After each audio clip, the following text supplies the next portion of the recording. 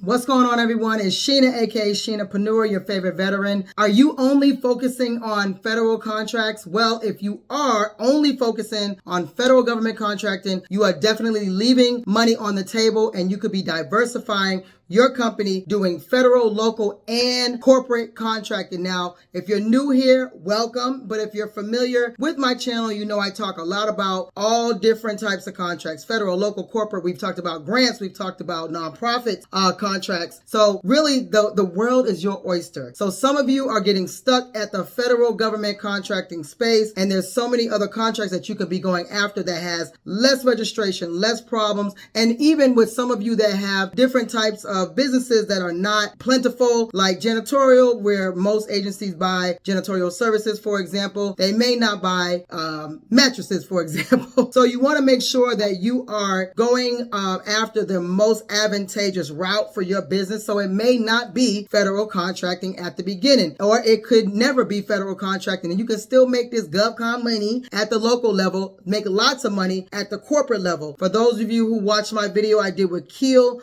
he does a lot of corporate contracting and has made lots and lots of money doing corporate contracting, whether he introduced the contract to the company or they brought it to him, selling products and also services. So the federal government contracting is something that is spoken about a lot. You probably watched dozens of videos talking about federal contracting, and that's mostly what people understand and what they know. And it's very, very, very attractive because it seems like there's just so much money in federal contracting, which there is, no doubt. But there's also a lot of money, as I stated, on the local and the corporate side. So doing business with local agencies can be more attractive because depending on what you do, let's just say you do training. The video I did with Alvarez, where she does educational training, she really does well in the school space, like in the public school space, university space. She's able to put out her business with those agencies, whereas with the federal government, and those opportunities may not come up as often, or they may not come up in the area where she's headquartered or where she does business. So it makes more sense for you to have a direct connection with those who are making the specific decisions about that local contract. You can actually communicate with them directly. A contracting officer may live in a whole different state than where you live, and then the actual opportunity may be in a whole other location. And I mean, you know, it's still a great thing. It could still be wonderful, federal contract. I don't necessarily dislike federal contracting. I just want people to know that they have other options,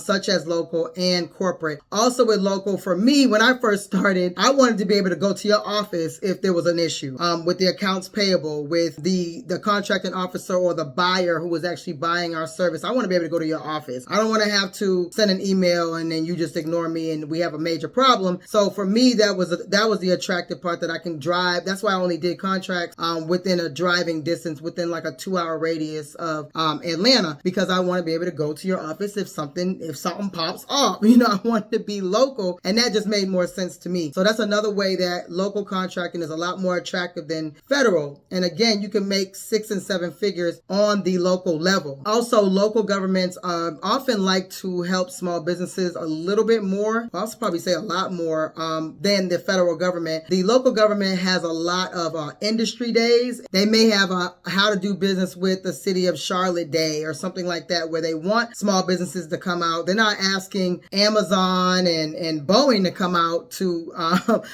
the industry day or to the meetup to know how to do business with that particular city. They want the small businesses in that community to come out to those visits in order to know how to do business with that particular agency. And that's at the city level, at the county level, even at the state level. They may have a state department, like a specific state department under the state that may want more minority businesses. They may want more local businesses, more women-owned, more veteran-owned businesses. So they want to see who's coming out to these events so they can maybe, sometimes they set aside contracts for different designations. Like I mentioned, the DBE, which is a Disadvantaged Business Enterprise certification.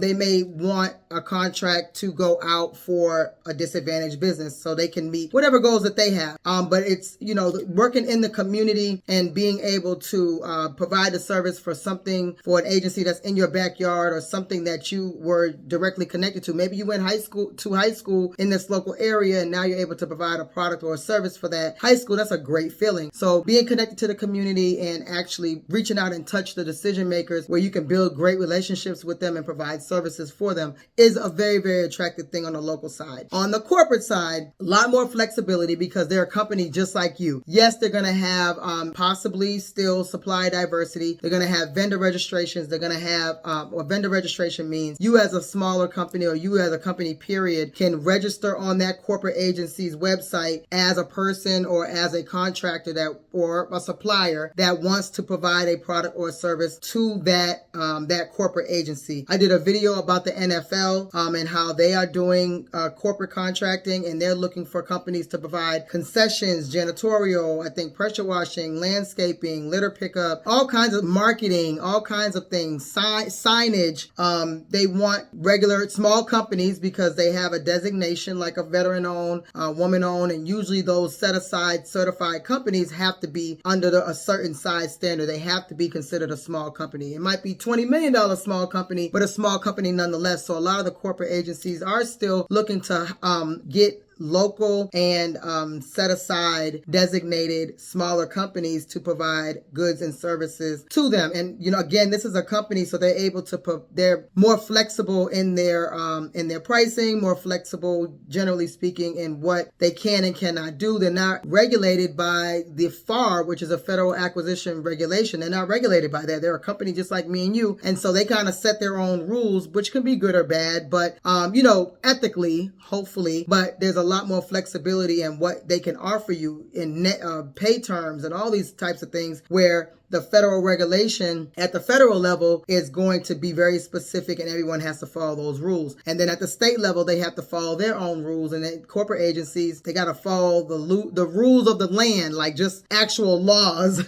that we all have to abide by, but it's not regulated by, the federal government. One of the key components is understanding the difference between federal contracting, local contracting, and corporate contracting. Now with that, of course, federal contracting is regulated by the FAR, so you just have to understand the FAR, at least know how to reference it. On the local side, it's going to be a little more tricky because you have to go by whatever the state regulations are, and even for that particular opportunity, what that opportunity states, because some of the state departments and city departments are going to have their own individual rules. So you want to make sure that whatever is in the solicitation or the bid or the RFP or the RFQ, that it states what the rules are. And you want to even verify some of those rules to make sure that you're not breaking any rules unknowingly, or that they may have missed something or added something in there that is not accurate. You want to ensure that you're asking questions to make sure that everyone's on the same page. When it comes to corporate contracting, again, they are businesses, so they're going to be ruled by whatever rules that they have set forth, and you have to abide by those. So it's important to make sure that you understand the difference between all three, and that you're looking at each individual opportunity separately, or each individual sector, I should say.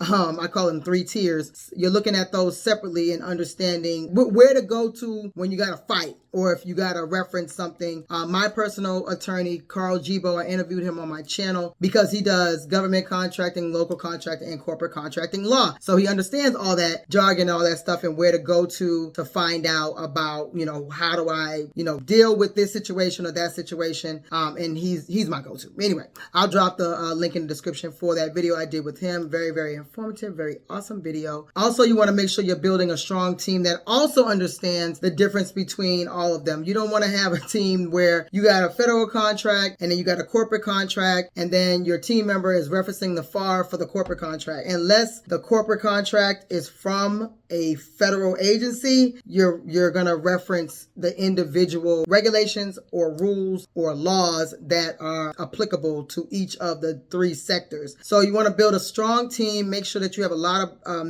things in place, a lot of processes in place. What happens if there is we need to protest on the local side? Because that's one thing. Side note, there's one way essentially to protest on the federal side, but each individual city and state and county has their own way to protest. If you have any issues with an opportunity that you were going after or that you bid on that you feel like was unfair, that usually warrants a protest, and each individual local agency is going to have different processes and you have to pay certain things, but on the federal side, it's pretty much one size fits all. And then you don't want a team member saying, oh, I thought all we had to do was this, but that's the regulation. No, that's the process for federal and not the process for local and not the process for corporate. So you want to make sure that you have a strong team, you're using technology in order to keep things on track, and rinse and repeat, rinse and repeat, rinse and repeat. So the moral of the story is diversifying your company opens you up to more opportunities, more money, and then more knowledge, because once you find out how some corporate agencies work,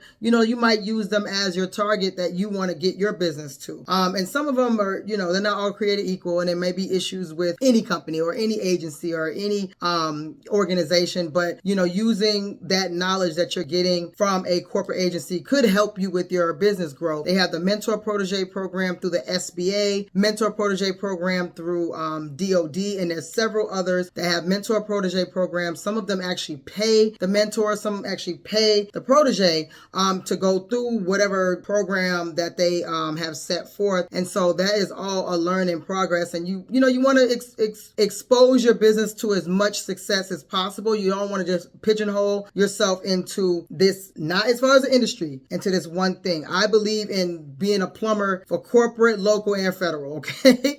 I'm not saying you need to be a plumber and do hair and make paper and sell laptops and, cut grass. I'm not saying do all that. I'm saying that with the 3 tiers, you can offer the same service to multiple paths. So that's how I like it. That's what my business does. We do all 3, and we also do commercial contracts as well. So I encourage you all to do that, and make sure you like, comment, subscribe if you have not already subscribed. Share this video with someone that may find it beneficial. My course teaches about federal contracting, local contracting, and corporate contracting. I have a whole section for my veterans as well, and I have an indefinite sale because I just want people to start doing government contracting without worrying about the price. That's my thought right now.